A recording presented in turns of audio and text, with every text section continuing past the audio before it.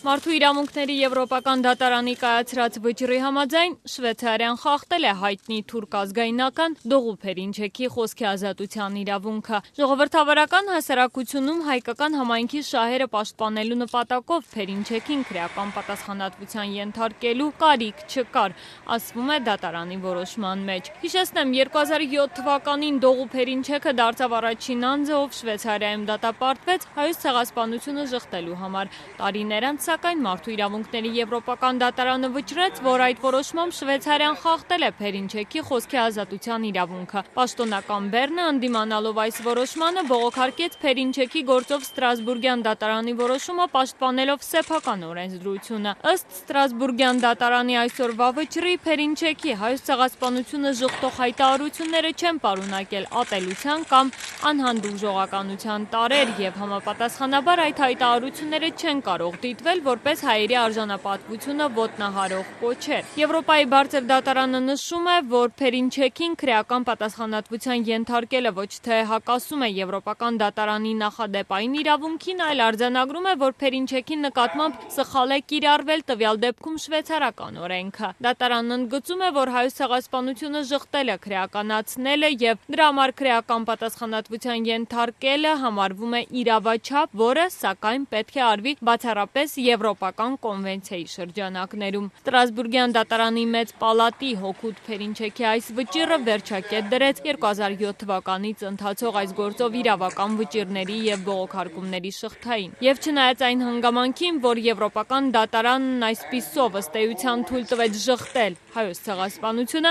հայկական կողմը հայտարարում է, թե իր պահանջները բավարարված է համարում։ Հիշեցնենք, Հայաստանն ու Թուրքիան այս գործում ներգրաված էին որպես երրորդ կողմ։ Հայկական կողմի գնահատմամբ Հայոց ցեղասպանության հարցի վերաբերյալ դատարանն ավելի վաղ անընդունելի գնահատականներ էր հնչեցրել, որոնք հակասում էին հայկական կողմի շահերին։ Թուրքիան էլ նախորդ լսումների ընթացքում փորձում էր դատարանից ձևակերպումներ կորզել այն մասին, որ 1915 թվականին Օսմանյան կայսրությունում տեղի ունեցածը ոչ թե ցեղասպանություն էր, այլ իրադարձություններ։ Այսօր դատարանն իր հրապարակած վճռում նշում է, որ ձևակերպումներ սահմանելու իրավասություն չունի, ինչն էլ ըստ հայկական կողմի նշանակում է, որ Եվրոպական դատարանը բավարարեց հայկական կողմի բոլոր պահանջները։ Այո, կարելի է ասել, որ Շվեյցարիան բարդվեցավ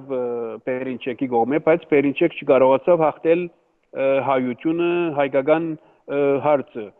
Դատարանը կենտրոնացավ Շվեյցարիո օրենքի պատստողումներուն վրա, քան Փերինչեկի եւ Թուրքիո